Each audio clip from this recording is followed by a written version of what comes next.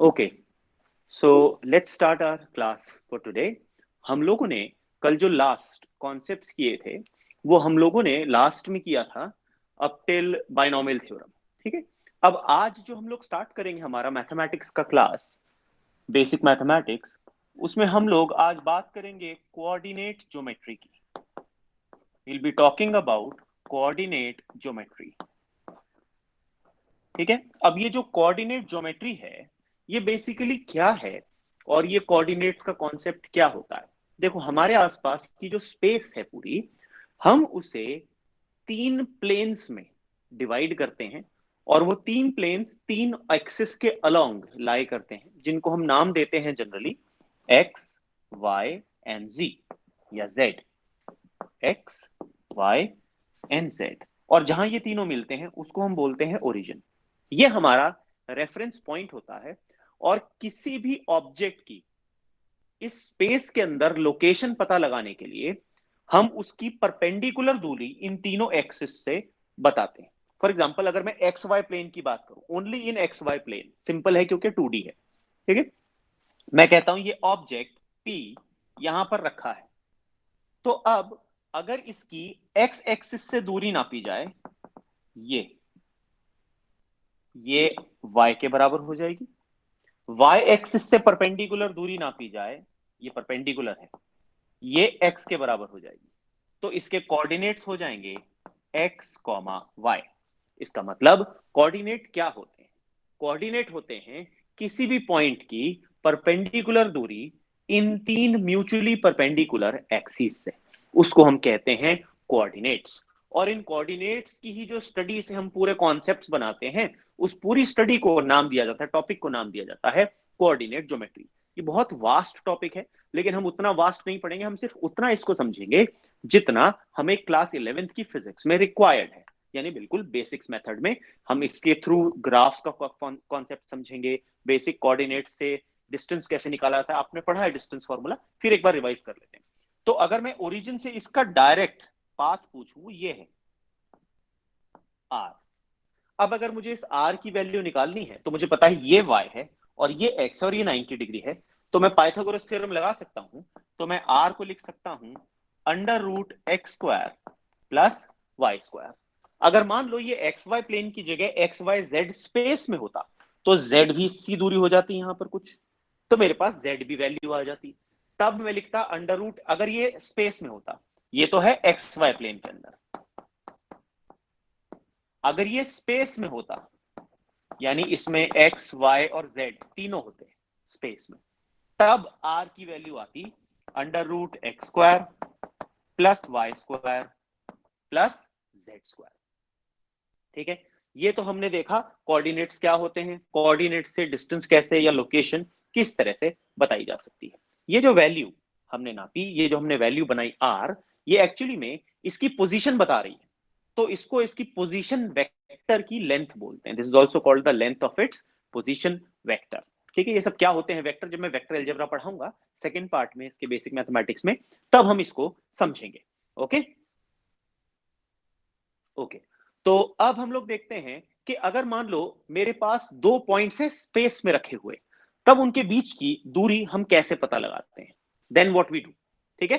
तो हम लोग कोऑर्डिनेट ज्योमेट्री में अब देखेंगे, अगर मेरे पास दो पॉइंट्स हैं स्पेस में, तब हम उनके बीच की दूरी कैसे निकालते हैं। ये तो ओरिजिन से दूरी थी, अब दो पॉइंट्स के बीच की दूरी के लिए हम लोग क्या करेंगे, ये ध्यान रखिएगा, सबको ये फॉर्मूलेज याद रखने हैं।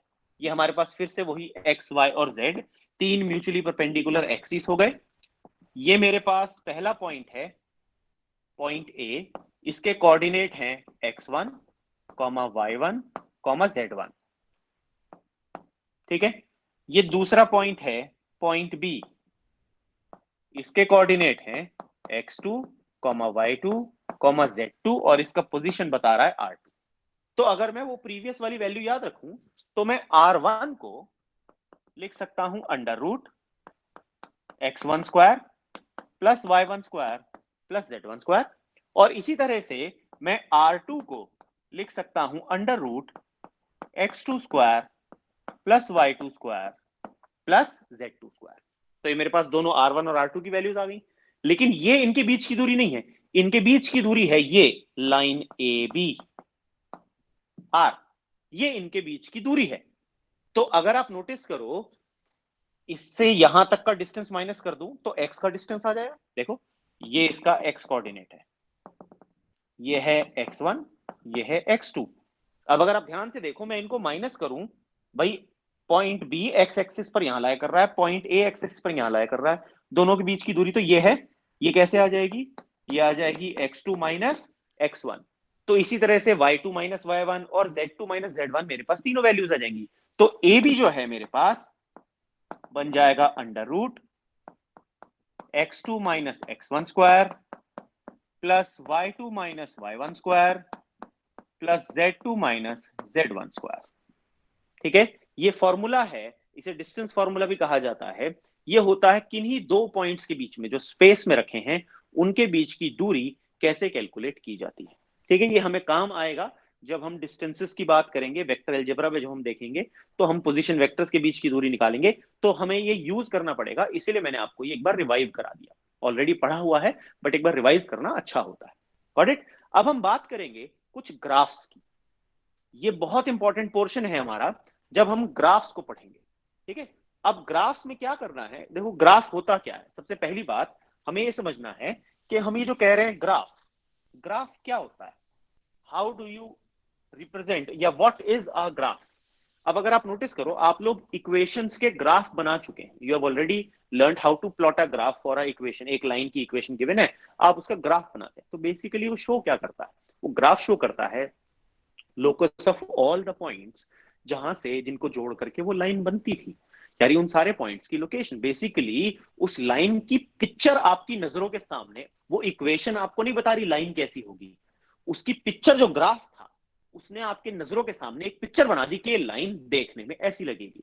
तो ग्राफ और कुछ नहीं होता, किसी भी एक मैथमेटिकल रिलेशन की पिक्चर फॉर्म, यानी पिक्टोरियल रिप्रेजेंटेशन। तो ग्राफ क्या होता है, ग्राफ होता है पिक्टोरियल रिप्रेजेंटेशन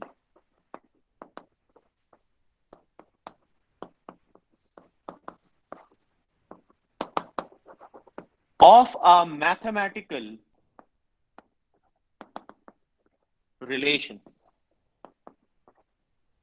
एक मैथमेटिकल रिलेशन को अगर मैं पिक्चर की फॉर्म में रिप्रेजेंट करता हूं, कुछ एक ग्राफ, उसी को हम बोलते हैं ग्राफ।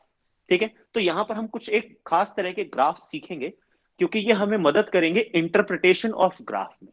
ये जो हम ग्राफ पढ़ रहे हैं, ये सिर्फ ग्राफ प्लॉट करना नहीं हमें सीखना, हमें एक्चुअली में इंटरप्रिटेशन आना चाहिए, क्योंकि क्वेश्चंस आपको मिलेंगे बहुत ढेर सारे जिनमें ग्राफ होगा आपके पास, और उस ग्राफ को देखते हुए आपको उन क्वेश्चंस को सॉल्व करना पड़ेगा। तो you should know how to interpret a graph, यानी आप ग्राफ से क्या क्या चीजें वहां पर निकाल सकते हैं।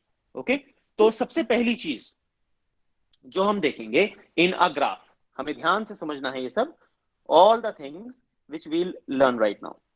ठीक है, तो हमें सबसे पहले समझना है एक स्ट्रेट लाइन क्या होती है। First thing is straight line. ये आप लोग पढ़ चुके हैं, इसकी इक्वेशन एक बार देख लेते हैं।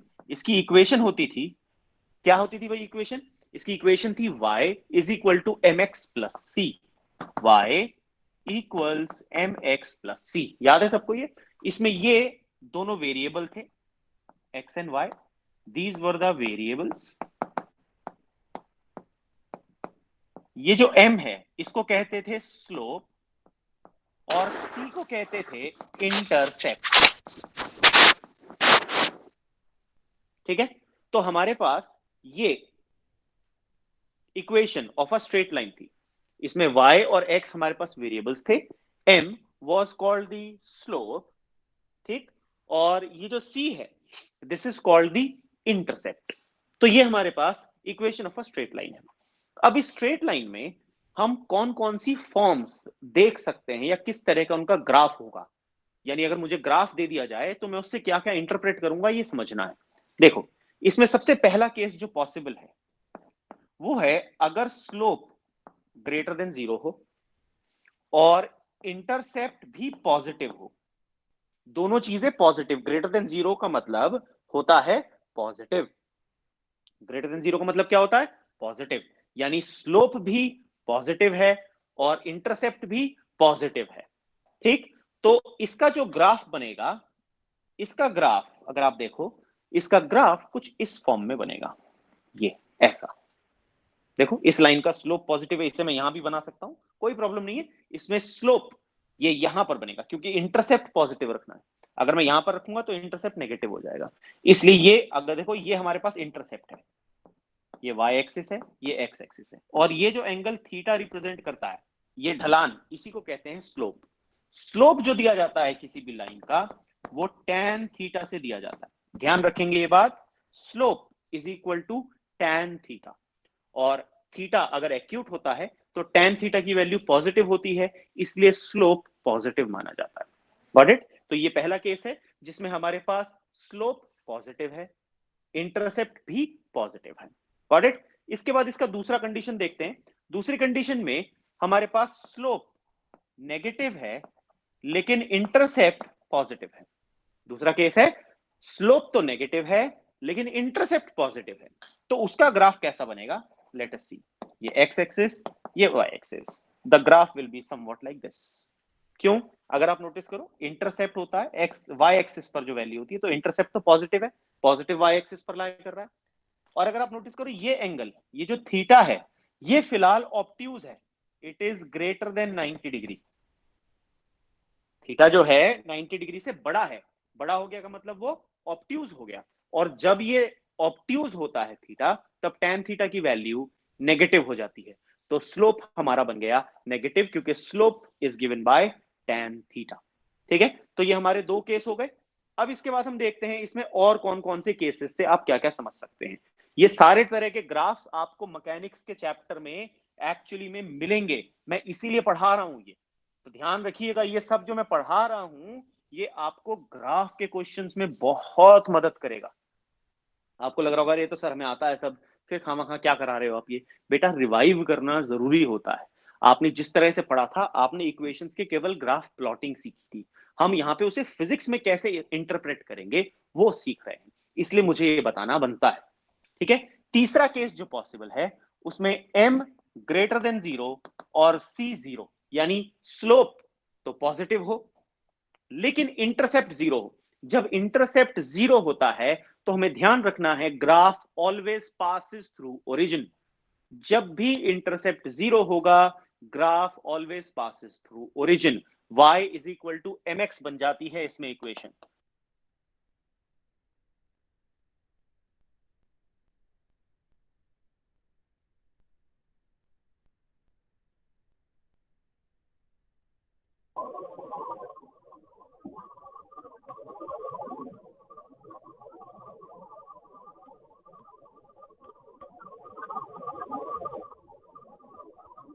सर आपको म्यूट कर दिया, सर आपको किसी ने म्यूट कर दिया, आपकी आवाज नहीं आ रही।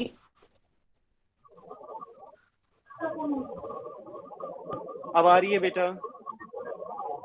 Yes sir. ओके, ठीक है। अब देखिए हमारे पास क्या है यहाँ पर, ये ऐसी लाइन बनेगी, इसमें इसमें क्या होगा, इसमें जो थीटा है वो हमारे पास एक्यूट है, और जब थीटा एक्यूट होता है तब हमारे पास स्लोप पॉजिटिव होता है, और क्योंकि ये ओरिजिन से पास हो रहा है, if it is passing through the origin, तो क्या होगा, क्योंकि ये ओरिजिन से पास हो रहा है तो हमारे पास जो स्लोप, ये जो आपके पास इंटरसेप्ट है उसकी वैल्यू हो जाएगी 0। ठीक है, इसी फॉर्म का एक और ग्राफ बना सकते हैं हम। अगर आपको ग्राफ ऐसा गिवन हो लाइक दिस, ये लाइन का ग्राफ आपको given, this is X axis, this is your Y axis and this is the line, ये हमारे पास एंगल है थीटा। तो देखो यहां पर क्योंकि ये ओरिजिन से पास हो रहा है तो इंटरसेप्ट तो 0 हो गया, और क्योंकि थीटा ग्रेटर देन 90 है, ऑब्ट्यूज है, तो हमें पता है ऐसे केस में स्लोप जो है वो नेगेटिव होता है। tan थीटा जब सेकंड क्वाड्रेंट में लाई करता है तब उसके पास tan थीटा की वैल्यू या स्लोप की वैल्यू नेगेटिव हो जाती है। ठीक है, तो ये हमारे पास दो केस और हो गए। अब इसमें एक केस और है, देखो वो एक केस क्या है। अब सपोज मेरे पास स्लोप तो पॉजिटिव हो, m ग्रेटर देन 0, लेकिन इंटरसेप्ट नेगेटिव हो, तो जो हमारा ग्राफ है वो कुछ इस तरह का बनता है, ये ठीक है। इसमें अगर आप देखो थीटा कम है, एक्यूट है, लेकिन ये जो इंटरसेप्ट है ये नेगेटिव वाई एक्सिस पर आ गया, तो सी की वैल्यू नेगेटिव हो गई, और ये आपके पास थीटा एक्यूट हो गया, तो एम विल बी पॉजिटिव। ऐसा ग्राफ, सेम यही ग्राफ आप क्लास 12th में प्लॉट करेंगे जब आप उसमें फोटो एमिशन का ग्राफ प्लॉट करेंगे। फोटो इलेक्ट्रिक एमिशन आइंस्टाइन की थ्योरी है, उसमें सेम एग्जैक्टली सेम यही शेप का ग्राफ आप प्लॉट करते हैं, और तब वही इक्वेशन जो मैंने अभी आपको समझाई उसी का यूज करके आप इस इंटरसेप्ट की वैल्यू भी कैलकुलेट करते हैं। तो देखो ये जो मैं पढ़ा रहा हूं ये एक्चुअली में एप्लीकेबल होगा, 2 साल में आपके काम आएगा, जरूरी नहीं कि खाली 11th में काम आए। ये एक्चुअली में जो मैथ्स पढ़ रहे हैं ये पूरे 2 साल आपके काम आने वाला है, ठीक है। इसी तरह से एक और केस पॉसिबल है। मान लीजिए अब आपको ग्राफ ऐसा गिवन है ये, तो सबसे पहली चीज आप नोटिस करो इसमें इंटरसेप्ट किधर लाया कर रहा है, नेगेटिव वाई एक्सिस पर, तो मेरे पास सी लेस देन 0 हो गया। और अगर आप एंगल को देखो, ये आपके पास थीटा है, ये थीटा ग्रेटर देन 90 डिग्री है, और जब ग्रेटर देन 90 डिग्री होता है तो स्लोप इज ऑल्सो नेगेटिव। तो ये केस हो गया जब हमारे पास स्लोप और इंटरसेप्ट दोनों ही नेगेटिव होते हैं। Got it? ये तो हमारे पास ग्राफ्स थे जिसमें स्लोप एग्जिस्ट करता है, ठीक है। अब अगर हम कहें हमारे पास स्लोप ही नहीं है, यानी स्लोप की वैल्यू 0 है, तो जब स्लोप 0 हो जाता है इक्वेशन होती है y is equal to m x plus c. अगर मेरे पास m की वैल्यू 0 हो जाए तो y is equal to c, यानी कांस्टेंट। c तो एक फिक्स्ड वैल्यू होती है, तो y विल रिमेन कांस्टेंट। आप x की कुछ भी वैल्यू रख दो, y की वैल्यू चेंज नहीं होगी। तो ग्राफ दो तरीके से पॉसिबल है, जब y आपका पॉजिटिव हो या जब y आपका नेगेटिव हो। तो y की वैल्यू चेंज नहीं होगी x के साथ, ये y एक्सिस है, ये x एक्सिस है। तो इसमें आपके पास ये जो इंटरसेप्ट है ये c पॉजिटिव आ गया अगर प्लस c है तो। और दूसरा इसमें पॉसिबल है, ये आपके पास x एक्सिस है, ये y एक्सिस है, और आपके पास लाइन ये बन गई, और यहां पर अगर आप c देखो तो ये नेगेटिव है, तो यहां पर y is equal two plus minus c आ जाता है। यानी ये c जो है पॉजिटिव भी हो सकता है, नेगेटिव भी हो सकता है। ग्राफ कहां बनेगा ये वाला, ये तो हम इसी साल बहुत यूज करेंगे। ये ग्राफ होगा कोई भी बॉडी जो रेस्ट पर है उसका डिस्टेंस टाइम ग्राफ या डिस्प्लेसमेंट टाइम ग्राफ। अगर डिस्प्लेसमेंट टाइम ग्राफ देखो वो एक जगह पर है, मान लो मैं इस दीवार से 1 मीटर की दूरी पर खड़ा हूं और मैं यहीं पर हूं, तो समय तो लगातार बढ़ रहा है, समय चेंज हो रहा है, लेकिन मेरी दूरी इस दीवार के साथ या इस बोर्ड के साथ चेंज नहीं हो रही। तो अगर आप उस दूरी को प्लॉट करोगे विद रिस्पेक्ट टू टाइम, वो हर 1 सेकंड में सेम आने वाली है। तो मेरा ग्राफ कैसा बन जाएगा, the graph will be like this. Got it? तो ये ग्राफ्स हमारे स्ट्रेट लाइन की इक्वेशन पर थे, यहां तक तो आपने पढ़ा है। अब जो मैं आपको पढ़ाने जा रहा हूं ये आपने नहीं पढ़ा है, ओके। तो इसीलिए अब इसको सब लोगों को ध्यान से समझना है। क्या समझना है? अब हम लोग सीखेंगे एक क्वांटिटी जिसको बोलते हैं parabola. Now we learn parabola क्या होता है, क्योंकि मैकेनिक्स में हम पैराबोला को बहुत यूज करेंगे, क्लास 12th में इसका इस्तेमाल करेंगे, क्लास 11th में इसका दुनिया भर का इस्तेमाल होगा। जब आप प्रोजेक्टाइल मोशन नाम का टॉपिक पढ़ोगे वहां पर पैराबोलिक पाथ हमेशा पढ़ोगे। कहां देखा भैया पैराबोला? क्रिकेट देखते हो, आईपीएल देखते हो, उसमें नोटिस करो, मान लो एक बैट्समैन ने बॉल को बाउंड्री की तरफ मारा, लेकिन हमारे पास बहुत तेज विराट कोहली जो है फील्डिंग अच्छी करता है, पहुंच गया बाउंड्री के पास, उसने बॉल उठाई, चौका लगने से रोक लिया और बॉल को थ्रो किया विकेट कीपर के पास, क्योंकि बैट्समैन रन ले रहा था ताकि उसे रन आउट करा सके। तो अगर आप नोटिस करो उस बॉल का जो पाथ होता है ऐसे करके जो जाता है जिसको बोलते हैं ट्रेजेक्ट्री, वो ट्रेजेक्ट्री जो शेप बनाता है वो पैराबोलिक होती है। और हम एक्चुअली में ऐसे ऑब्जेक्ट्स का मोशन इस साल क्लास 11th में पढ़ेंगे। एक ऑब्जेक्ट को जिसको एक स्पीड से ऐसे फेंका जाए और उसके बाद वो इस तरह का पाथ फॉलो करे। अभी बमबारी चल रही है, पाकिस्तान जो है वो बम गिरा रहा है इंडिया के बॉर्डर पर, तो उसमें वो जो शेल फायर होती है, बम का गोला तोप से निकलता है, वो इस तरह का पाथ फॉलो करता हुआ गिरता है, सेम वैसे ही बॉल जैसा। The trajectory is parabolic. तो ये जो पैराबोला की स्टडी है ये हमें उन सारे चीजों के मोशन की स्टडी में हेल्प कर देती है, इसलिए हम ये सारी चीजें पढ़ रहे हैं। स्ट्रेट लाइन क्यों पढ़ा भैया? क्योंकि ऑब्जेक्ट स्ट्रेट लाइन में भी तो मूव करते हैं। तो जब मुझे स्ट्रेट लाइन की कैरेक्टरिस्टिक्स पता होंगी तो मुझे ये पता होगा ऑब्जेक्ट स्ट्रेट लाइन में चलते हुए क्या क्या कैरेक्टरिस्टिक शो कर सकता है। अगर मैं पैराबोला पढ़ूंगा तो मुझे ये बात पता है, जब कोई ऑब्जेक्ट को मैं एक स्पीड से फेंकूंगा और वो ऐसे पैराबोलिक पाथ चलता जाएगा तो वो किस पॉइंट पर किस जगह होगा मैं निकाल सकता हूं, क्योंकि मुझे इक्वेशन पता होगी। Got it? तो अब हम पढ़ेंगे पैराबोला। तो पैराबोला के कई फॉर्म्स होते हैं। हमें एक काम के हैं फर्स्ट ऑर्डर और सेकंड ऑर्डर के पैराबोला। फर्स्ट ऑर्डर में मतलब वो मोनोमियल एक सिंगल टर्म वाला होता है, सेकंड ऑर्डर में दो टर्म्स होती हैं उसमें, उसकी इक्वेशन में। इस तरह से आप मेमोराइज कर सकते हो उसको।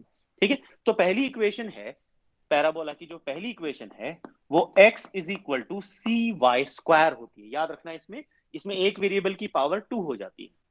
ठीक है, तो अगर मैं ये c कांस्टेंट होता है तो ये क्या ऐसे भी कहा जा सकता है x is proportional to Y square. जब भी ये रिलेशन कहीं पर आए x proportional to Y square, तो आपके पास जो उसका ग्राफ होगा वो हमेशा पैराबोलिक बनेगा। ठीक है, तो अगर अभी मैं इसका ग्राफ प्लॉट करूं आपके सामने तो ये ग्राफ कुछ ऐसा सा कर्व बनता है। ठीक है, ये हमारे पास x एक्सिस है, ये हमारे पास y एक्सिस है, दिस इज द ओरिजिन। तो ये x is equal to C Y square का ग्राफ बन गया, पैराबोलिक। ठीक, इसके बाद एक और इसमें ग्राफ बना सकता हूं मैं, अगर x is equal to minus C Y square हो गया। ठीक है, x is equal to minus C Y square, तो ये ग्राफ ऐसी कैसी यहां पलट जाएगा। तो ग्राफ की शेप नेगेटिव वाई एक्सिस के साथ आ जाएगी, इधर इधर की तरफ, नेगेटिव एक्स एक्सिस की तरफ, क्योंकि नेगेटिव है यहां पर x की वैल्यू। ए लाइक दिस, ऐसा ग्राफ बन जाएगा। ये x is equal to minus C Y square का ग्राफ है। हम क्यों पढ़ रहे हैं ये? आप एक छत पर खड़े हो और वहां से ऐसे एक पत्थर को हॉरिजॉन्टल स्पीड से फेंको, आप नोटिस करोगे पत्थर ऐसे करता हुआ यूं जाता, पत्थर का पाथ जो होगा वो ऐसा सा होगा। मान लो ये एक हाइट है, ये ग्राउंड है, आपने यहां पर छत पर खड़े होकर पत्थर को किक मारी, तो उसको ऐसे किक आपने मारी, उसकी इनिशियल स्पीड ऐसी थी, और नीचे ग्रेविटी एक्ट कर रही है, तो ग्रेविटी इसको घसीटते हुए इस तरह से लेकर के आएगी। ये जो पाथ है, अगर आप नोटिस करो, ये देखो एग्जैक्टली सेम है, तो इसका पाथ पैराबोलिक होता है। इसीलिए हम ये जो पैराबोला की इक्वेशन और ये सब पढ़ रहे हैं, ये हमारे इसी चीजों में काम आने वाला है। Got it? इसके बाद ये तो थी ये इक्वेशन, इसकी और फॉर्म्स भी मैं आपको दिखा देता हूं, क्या है इसकी फॉर्म्स।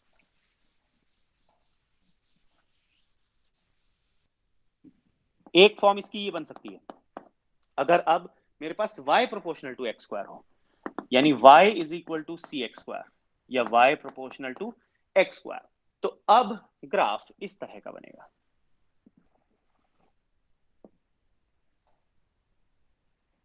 ऐसा सा u जैसा सा थोड़ा सा ग्राफ। ठीक है, ये y proportional to X square का। इसी तरह से अगर मैं कहूं y is equal to minus C x square, तो ग्राफ क्या हो जाएगा? तो ग्राफ नीचे चला जाएगा उल्टा, लाइक दिस।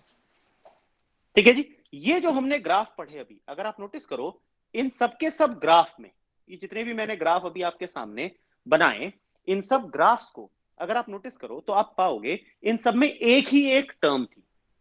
ऐसे पैराबोला को जिसकी इक्वेशन में केवल एक टर्म होती है, इसे कहा जाता है पैराबोला ऑफ फर्स्ट ऑर्डर।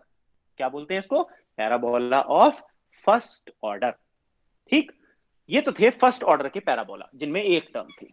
इसके बाद हम एक आधा एग्जांपल सेकंड ऑर्डर के पैराबोला का भी देख लेते हैं, क्योंकि ये भी हम लोग पढ़ेंगे फिजिक्स में, हम लोग इसको भी पढ़ेंगे। ठीक है, वो है suppose y is equal to B X plus C x square, ये इसकी जनरल फॉर्म है। This is the general form of this parabola, second order का। ठीक है, तो इसका जो ग्राफ बनता है वो कुछ ऐसा सा बन जाता है,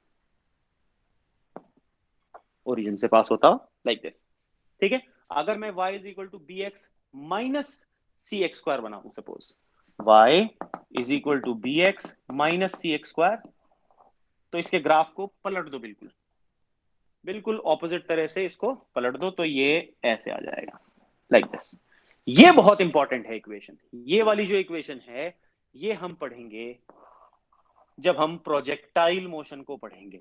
एक टॉपिक आएगा प्रोजेक्टाइल मोशन, तो ये सेम इक्वेशन हम तब इस्तेमाल में लाएंगे एक बॉडी को जिसको प्रोजेक्ट किया जाता है एक वेलोसिटी से। जैसे वो मैंने आपको एग्जांपल दिया, फील्डर बॉल को लेकर के ऐसे फेंकता है और वो बॉल उड़ती हुई इस तरह से जाकर के गिरती है, तो उसका पाथ सेम यही होता है और तब उसके पाथ को इसी फॉर्म की इक्वेशन से रिप्रेजेंट किया जाता है। ये कहलाते हैं पैराबोला ऑफ सेकंड ऑर्डर। ठीक है, these are parabolas of second order. ठीक है, ये तो था ग्राफ आपके पास इनका पैराबोला का। अब इसमें एक तरह का कंसेप्चुअल क्वेश्चन ग्राफ्स पे जो बेस्ड होता है। अब आपसे कहा गया, सपोज जो आप इक्वेशन है y प्रोपोर्शनल टू या x proportional to y square, ठीक है, इसका ग्राफ प्लॉट करो, एक्स वाई स्क्वायर का ग्राफ प्लॉट करो। तो अगर मैं एक्स वाई का ग्राफ प्लॉट करता तो वो पैराबोला होता, लेकिन अगर मैं एक्स वर्सेस वाई स्क्वायर का ग्राफ प्लॉट करूं, किसका, एक्स वर्सेस वाई स्क्वायर, तो अगर ये वाई स्क्वायर को पूरी एक टर्म मान लिया जाए तो ये डायरेक्टली प्रोपोर्शनल हो गए दोनों। और डायरेक्टली प्रोपोर्शनल का ग्राफ कैसा होता है, straight line. X versus Y का ग्राफ पैराबोलिक होगा, लेकिन एक्स वर्सेस वाई स्क्वायर का ग्राफ एक स्ट्रेट लाइन होगा। पढ़े? इसके बाद ये जो पैराबोला हमने पढ़ा, इसके बाद हम एक और देखेंगे यहां पर, वो है हाइपरबोला।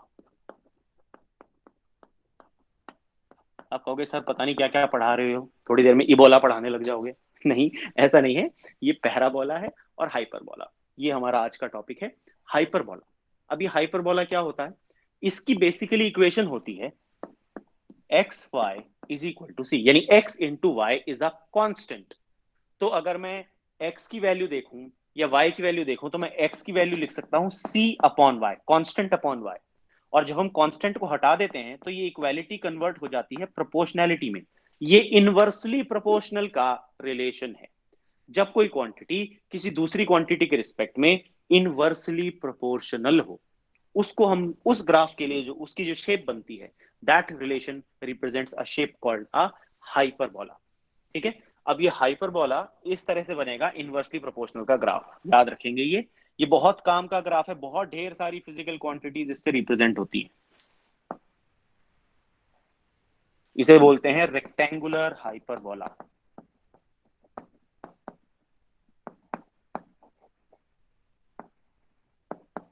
ठीक है, अब कौन सी क्वांटिटी रिप्रेजेंट होती है सर इससे, किस तरह की क्वांटिटी आप इसमें से रिप्रेजेंट करा सकते हो?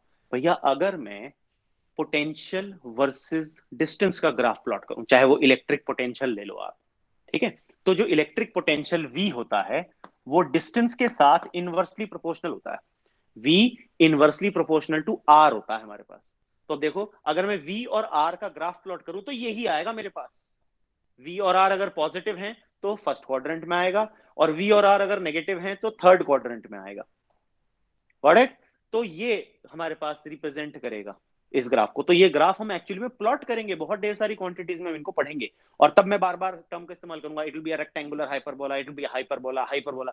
तो आपको पता होना चाहिए ये हाइपरबोला क्या होता है और ये किस तरह की इक्वेशन को रिप्रेजेंट करता है। जब भी x inversely proportional to y वाली कोई भी फॉर्म आए तो आप आंख बंद करके बताएंगे the shape will be a hyperbola.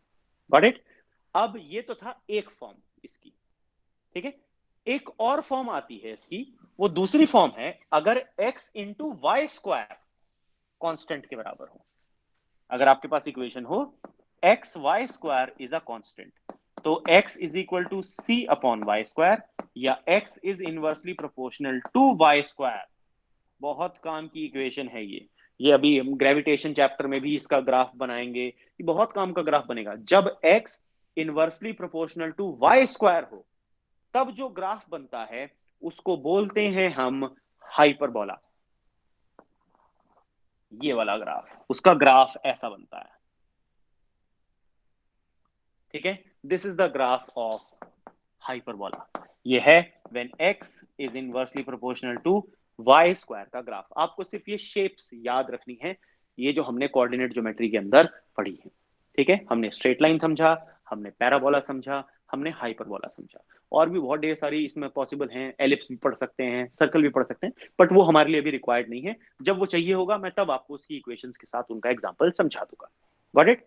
अब हम कुछ एक क्वेश्चन देखते हैं इसके ऊपर बेस्ड, ये जो हमने भी कोऑर्डिनेट्स का कॉन्सेप्ट पढ़ा, इसको हम कहां कहां किस तरह से इस्तेमाल कर सकते हैं, एक एग्जांपल से मैं आपको बताता हूं। ठीक है, क्वेश्चन क्या है, let us understand the question. आपको नोट्स में मिल जाएगा ये क्वेश्चन, तो परेशान होने की जरूरत नहीं है, साथ में इसके प्रैक्टिस क्वेश्चन भी आपको मिल जाएंगे।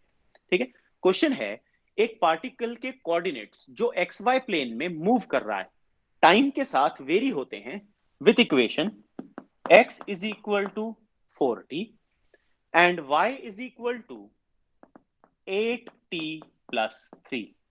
ये हमें x और y कोऑर्डिनेट्स की समय के साथ अलग अलग, यानी x समय के साथ कैसे चेंज हो रहा है, इस तरह से चेंज हो रहा है भैया, y समय के साथ कैसे चेंज हो रहा है, इस तरह से चेंज हो रहा है। ठीक है, पार्टिकल की हमको इक्वेशन गिवन है, आपको बताना है कि ये जो पार्टिकल है इसका पाथ कैसा होगा। You have to identify the trajectory और path of the particle. Question है आइडेंटिफाई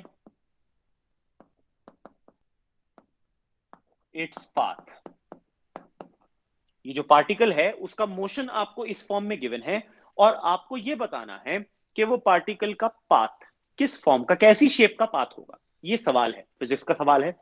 अब इसको किस तरह से हमें करना है, देखो याद करो, जब भी मैंने अभी आपके सामने जितने भी ग्राफ्स बनाए, उनमें सारे ग्राफ्स अगर आपको पार्टिकल की ट्रेजेक्ट्री बतानी है तो मुझे एक्स और वाई के बीच का ग्राफ पता होना चाहिए। लेकिन अगर मैं इक्वेशन देखूं तो मुझे एक इक्वेशन एक्स और टी में गिवन है और दूसरी इक्वेशन वाई और टी में गिवन है, लेकिन एक्स और वाई के बीच में कोई इक्वेशन नहीं गिवन। तो मैं डायरेक्टली इनको इस्तेमाल करके पाथ नहीं बना सकता। पाथ बनाने के लिए मुझे एक्स और वाई के बीच की एक इक्वेशन निकालनी होगी, हमेशा याद रखेंगे ये बात। ठीक है, तो अब एक्स और वाई के बीच की इक्वेशन कैसे बनाएं, उसके लिए मैं इस्तेमाल करूंगा सब्सटीट्यूशन मेथड का। सब्सटीट्यूशन मेथड में हम क्या करते हैं, मुझे पता है यहां पर टी है, अगर मैं इस टी को एक्स की रिस्पेक्ट में रिप्लेस कर दूं तो मेरे पास एक्स और वाई की इक्वेशन बन जाएगी। If I substitute T in terms of x, कैसे कर सकता हूं, पहली इक्वेशन से कर सकता हूं। कैसे, देखो सब्सटीट्यूशन मेथड में x is equal to 4t है, तो मुझे पता है t की वैल्यू x अपॉन 4 हो जाएगी। ठीक, ये वैल्यू जब मैं इस इक्वेशन में रखूंगा तो मेरे पास y is equal to 8, t की जगह मैं रखूंगा x अपॉन 4 प्लस 3, यानी y is equal to 2x plus 3। ये मेरे पास इक्वेशन आ गई। ठीक है, मैंने क्यों किया ये, क्यों मैंने सब्सटीट्यूट किया, डायरेक्टली इनको क्यों नहीं प्लॉट किया, क्योंकि जब भी मुझे पार्टिकल की ट्रेजेक्ट्री या पाथ बताना होगा तो बाय डिफॉल्ट आप मान करके चलेंगे आपको एक्स और वाई के बीच का एक रिलेशन चाहिए। उसी रिलेशन से आप किसी भी पार्टिकल की ट्रेजेक्ट्री प्लॉट करेंगे। You always need a relation between X and Y. ये बात याद रखना, आगे चल के काइनेमैटिक्स में काम आएगी। जब भी किसी पार्टिकल की ट्रेजेक्ट्री पता लगानी हो, you always need X and Y relation, relation between X and Y. तो मुझे, मेरी मजबूरी थी, अगर मुझे ट्रेजेक्ट्री को पता लगाना है तो मुझे एक्स और वाई के बीच का रिलेशन निकालना जरूरी है। इसीलिए मैंने सब्सटीट्यूशन मेथड का इस्तेमाल करके एक्स को, टी को एक्स की फॉर्म में रिप्लेस किया। यही सेम मेथड हम डेरिवेशन में भी करेंगे, जब हम ट्रेजेक्ट्री ऑफ प्रोजेक्टाइल निकालेंगे सेम यही मेथड इस्तेमाल करवाऊंगा। बेस बना रहा हूं तुम्हारा, आगे डेरिवेशन में इसी कॉन्सेप्ट को आगे अप्लाई करेंगे हम एक्चुअल में फिजिक्स की डेरिवेशन में, सेम यही कॉन्सेप्ट इस्तेमाल होता है। अभी बताऊंगा, देखो कैसे। ठीक है, अब देखो जो इक्वेशन मेरे पास बन के आई, ये आई y is equal to 2x plus 3। अभी हमने जो इक्वेशंस पढ़ी उनमें से ये इक्वेशन मैच करती है y is equal to m x plus c के साथ। तो नोटिस करो, y is equal to m x plus c किसकी इक्वेशन थी, this was the equation of a straight line. तो मुझे समझ में आ गया कि ये जो पार्टिकल है जिसका x ऐसे चेंज हो रहा था, y ऐसे चेंज हो रहा था, ये एक्चुअली में चल कैसे रहा है, ये चल रहा है सीधी रेखा में। इसीलिए मैंने तुमको पढ़ाया स्ट्रेट लाइन। स्ट्रेट लाइन हमने खामा खा नहीं पढ़ा, हमने उसको वजह थी, कारण था उसको पढ़ने के पीछे, क्यों पढ़ा हम लोगों ने उसको। पढ़े, समझ में आया सबको। इसी तरह से एक और क्वेश्चन देखते हैं, एक और क्वेश्चन देख लेते हैं इसके ऊपर बेस्ड।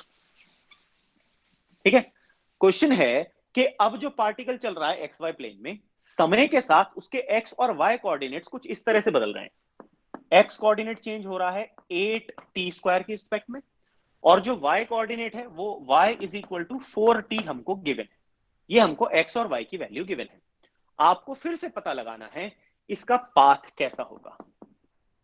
आइडेंटिफाई पाथ, इस पार्टिकल का पाथ किस तरह से, ये पार्टिकल किस तरह से चल रहा है, हमको इस पाथ को आइडेंटिफाई करके बताना है, ये हमारा मोटिव है। ठीक है, तो हम क्या करेंगे, फिर से सेम मेथड करेंगे, क्योंकि मुझे जब भी पाथ को आइडेंटिफाई करना है तो उसका एकमात्र तरीका है, there should be an equation between X and Y. लेकिन जो हमारी गिवन इक्वेशन है एक्स और टी की है, टी स्क्वायर की, और वाई और टी की है, मुझे बनानी है एक्स और वाई में। तो मैं क्या करूंगा, मैं टी को वाई की टर्म्स में रिप्लेस करके ऊपर वाली इक्वेशन में सब्सटीट्यूट कर दूं, यानी दोबारा से मैं यूज करूंगा सब्सटीट्यूशन मेथड।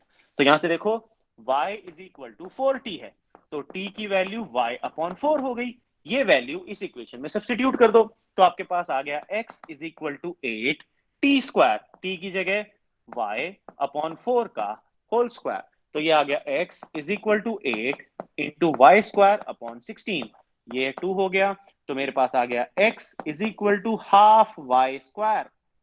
ये इक्वेशन अगर आप नोटिस करो, ये x is equal to C Y square की इक्वेशन है। किसकी इक्वेशन थी ये, this was the equation of a parabola. तो मैंने पता लगा लिया कि ये जो पार्टिकल की इक्वेशन मुझे गिवन थी एक्स और वाई कोऑर्डिनेट्स की, असल में वो कैसे पाथ पे चल रहा है, उसका पाथ होगा पैराबोलिक। तो ये जो हमने कॉन्सेप्ट पढ़े, पैराबोला, हाइपरबोला, ये सब पढ़ने के पीछे हमारा कारण है कि हम पार्टिकल्स के मोशन को जब पढ़ेंगे आने वाले चैप्टर में, तो हम उसकी ट्रेजेक्ट्री को डिफाइन कर सके, पढ़ पाए किस तरह से इस्तेमाल होगा। Got it. अब देखो, ये तो हमने सिंपल इक्वेशंस की फॉर्म में पढ़ा। फिजिक्स में ये जो मैंने आपको पढ़ाया, ठीक है, कई बच्चों को लग रहा होगा सर क्या पढ़ा रहे हो खामा के लिए, ये फिजिक्स में मैं कैसे अप्लाई करूंगा, देखो मैं बताता हूं क्यों मैंने पढ़ाया तुमको ये सब। तुम लोगों ने अभी मैकेनिक्स नहीं पढ़ी, लेकिन अब जो हमने पढ़ा उसके बेस पे तुम समझ जाओगे कि सर ने क्यों किया और कैसे किया। देखो क्वेश्चन है, ये यहां एक टावर पर, छत पर एक बॉल रखी है, एक शरारती बालक है, बॉल ऐसे किनारे पर पड़ी है, ऐसी भागा भागा आता है और ऐसे पैर मार देता है उस पर। ठीक है, वो पैर ऐसे मारता है उस पर, तो बॉल यहां से छत से यू वेलोसिटी से गिरना शुरू करती है। ऐसे गिरेगी, हम सब जानते हैं उसका पाथ ऐसा सही होगा, सुपरमैन तो है नहीं कि वो सीधी चलती चली जाएगी ऐसे। ठीक है, तो क्या होगी, वो इस तरह से गिरेगी। अब आपको बताना है कि ये जो पाथ है, ये जिस पाथ को फॉलो करेगी, इस पाथ की इक्वेशन, यानी equation of trajectory,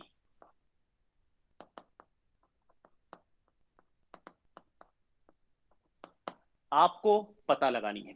you have to find the equation of trajectory. तो देखो, अब हमें पता है जब भी कोई बॉडी गिरती है, गिरते समय उसका जो एक्सेलरेशन होता है वो नीचे की तरफ होता है। ठीक है, अब इस डायरेक्शन में वेलोसिटी तो एक्स एक्सिस पर है, वाई एक्सिस पर कितनी वेलोसिटी है बॉडी की, 0। तो अगर मैं इसके वाई कोऑर्डिनेट को निकालूं, तो y is equal to 0 into t plus half g t square हो जाएगा। y is equal to u t plus half a t square, u तो 0 है, बॉडी की इनिशियल वेलोसिटी y एक्सिस पर नहीं है, x एक्सिस पर है, तो y एक्सिस की वेलोसिटी 0 हो गई, यानी y is equal to half g t square. अब देखो, ये इक्वेशन आई y कोऑर्डिनेट की, मैंने इक्वेशन निकाल ली। अब मैं निकालता हूं एक्स कोऑर्डिनेट की इक्वेशन। एक्स कोऑर्डिनेट की इक्वेशन कैसे निकालू, सेम सेकंड इक्वेशन में acceleration due to gravity y axis के अलोंग लगता है, तो एक्स एक्सिस के अलोंग एक्सेलरेशन कितना हो जाएगा, तो 0। उस एक्सिस के अलोंग तो कोई फोर्स ही नहीं लग रही, फोर्स तो नीचे की तरफ लग रही है, तो वाई एक्सिस की फोर्स 0 और फोर्स 0 तो एक्सेलरेशन 0। तो एक्स एक्सिस की इक्वेशन हो जाएगी you t plus half into 0 T square, क्योंकि एक्स एक्सिस पर कोई एक्सेलरेशन एक्ट नहीं कर रहा, तो एक्स एक्सिस की इक्वेशन हो जाएगी यूटी। देखो सेम वही मेथड आ गया जैसे हमें क्वेश्चन में गिवन होते थे दो इक्वेशंस, एक एक्स की इक्वेशन गिवन होती थी टाइम के साथ, एक वाई की इक्वेशन गिवन होती थी टाइम के साथ। करते क्या थे भैया, हम क्या करते थे, तरीका क्या, तरीका सिखाया मैंने, सिखाया था सब्सटीट्यूशन। क्या करते हैं हम टाइम की वैल्यू एक इक्वेशन से उठा करके दूसरी में पुट कर देते हैं, यही तरीका सीखा था, तो यही हम अब भी फॉलो करेंगे, हमने सब्सटीट्यूशन ही सीखा था। तो देखो, अब मैं टाइम की वैल्यू यहां से रखता हूं, तो टाइम की वैल्यू आ जाएगी एक्स अपॉन यू। देखो, time will be x upon u, ये वैल्यू इस इक्वेशन में पुट कर दो, तो आपके पास आ गया y is equal to half g x upon u का होल स्क्वायर, यानी y is equal to half g upon u square into x square. ठीक है जी, ये इक्वेशन आ गई। अब ये पाथ कैसा है, g acceleration due to gravity constant होता है, u ये 2 हमारे पास है कांस्टेंट है, u इनिशियल वेलोसिटी फिक्स्ड होती है, बदल थोड़ी, इनिशियल वेलोसिटी है कांस्टेंट है, तो ये पूरी की पूरी टर्म कांस्टेंट हो गई। तो मेरे पास बन गया y is equal to C x square. पहचानो किसकी इक्वेशन है ये, this is the equation of a parabola. तो हमने ये प्रूव कर दिया कि अगर एक ऑब्जेक्ट को जब एक ऊंचाई से फेंका जाता है एक इनिशियल वेलोसिटी के साथ हॉरिजॉन्टल डायरेक्शन में, तो वो जिस तरह से नीचे गिरता है उसका पाथ कैसा होगा, द पाथ इज पैराबोलिक। तो देखो हमने ये चीज प्रूव कर दी। अभी हमने मोशन नहीं पढ़ा, हमने अभी कुछ नहीं पढ़ा, लेकिन हमने ये इक्वेशन समझ ली कैसे बनी, just by understanding the concept of equations, coordinate geometry. जो मैंने तुमको पढ़ाया वो इस तरह से अप्लाई करेंगे हम, वही सेम कॉन्सेप्ट। देखो मैंने एग्जैक्टली सेम कॉन्सेप्ट अप्लाई करवाए जो मैंने तुम्हें अभी क्वेश्चन में अप्लाई करके दिखाए थे। क्या था, पहले आपको एक y की इक्वेशन डिराइव करनी है, x की इक्वेशन डिराइव करनी है टाइम की रिस्पेक्ट में। उसके बाद ये हम क्यों कर सकते हैं, क्योंकि हमें x और y की इक्वेशन टाइम के साथ बनानी आती है, न्यूटन बाबा सिखा के गए थे हमको। Equation of kinematic, kinematic equation हमको आती है न्यूटन मोशन के ऊपर बेस्ड। न्यूटोनियन मैकेनिक्स में ये इक्वेशन हमें पढ़नी आती है, हम ऑलरेडी क्लास 9 से पढ़ के आए हैं, कोई बड़ी बात थोड़ी है हमारे लिए। तो हमें ये इक्वेशन आती है, हमने उस 9th क्लास के ज्ञान को अप्लाई किया तो x और y की इक्वेशन आ गई। और 11th क्लास के ज्ञान ने सिखाया कि अगर मैं इनको रिप्लेस करके टाइम की फॉर्म में रख दूं तो x और y की जो इक्वेशन तैयार होगी वो हमेशा किसी पार्टिकल के पाथ की इक्वेशन होगी। और हमें आइडेंटिफाई करना आ गया है क्योंकि हमने इतने सारे फॉर्म्स अभी सीख लिए किस किस तरह के पाथ पॉसिबल हैं। तो जो मैंने आपको पढ़ाया वो इस तरह से हम अप्लाई करेंगे इन योर अकेडमिक ईयर्स। ये जो हम 2 साल पढ़ेंगे उस 2 साल में जो मैं आपको ये पढ़ा रहा हूं इस तरह से मैं एक्चुअली में अप्लाई कराऊंगा, इसलिए मैं आपको एग्जांपल्स के साथ सिखा रहा हूं, खाली मैथ्स की फॉर्म में नहीं सिखा रहा हूं इक्वेशन कि ये इक्वेशन है ऐसे ऐसे याद कर लो इक्वेशन। मैं एक्चुअली में आपको एप्लीकेशन सिखा रहा हूं कि जो हम पढ़ रहे हैं वो असलियत में काम कहां पर आएगा। ये रियल लाइफ सिचुएशन है। आप छत पे खड़े होकर किसी ऑब्जेक्ट को किक मार दो, क्या होगा, ऐसे तो गिरेगा, तो उसका जो पाथ होगा दैट विल बी पैराबोलिक। आप बस में बैठे हो, बस की खिड़की से एक बोतल फेंक देते हो बाहर, दैट विल बी पैराबोलिक। चलती हुई बस में से ऐसे हाथ बाहर निकाला और पत्थर को गिरा दिया, बस ऐसे चल रही थी तो पत्थर के पास हॉरिजॉन्टल स्पीड है, the path will be parabolic. आपको लगेगा पत्थर नीचे जा रहा है, लेकिन कोई बाहर खड़ा हुआ इंसान है उसके लिए वो पत्थर कैसा जाएगा, पैराबोलिक। आपको पाथ पता है उसका कैसा होगा, अभी तो हमने स्टार्ट भी नहीं किया मोशन पढ़ना और हमें बेसिक्स में समझ में आ गया। Got it? तो इस तरह से ये जो मैं आपको पढ़ा रहा हूं बेसिक मैथमेटिक्स, ये फिजिक्स में इस तरह से काम में आएगा। ठीक है, आई होप आप सबको यहां तक समझ में आया होगा।